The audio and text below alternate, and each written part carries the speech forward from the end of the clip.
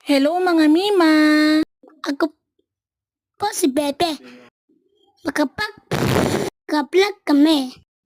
For today's video nga, ihuhugasan ko tong mga garapon na matagal nang nakatimbak dito sa aming lamesa. Pinaglalagyan kasi namin to ng mga kape at dahil kahapon lang ako nakapamili, ay naisipan ko nang linisin to para malagyan na ulit ng mga panibagong gagamitin. Sinabunan ko nga lang din pala to ng maigi at pagkatapos ay sinigurado kong malinis para maganda rin siyang tignan.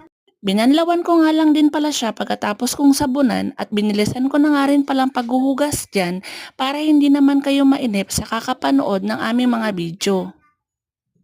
4 na piraso nga pala yan mga Mima. Pagkatapos kong banlawan ang mga garapon, yung takip naman yung mga binanlawan ko. Binrush ko nga lang din pala ang mga gilid niyan at pagkatapos ay sinigurado ko ring malinis na. Pagkatapos ay tinaob ko na sila at para mapunasan at para matuyo na rin at pagkatapos ay ilalagay ko na rin yung mga kape.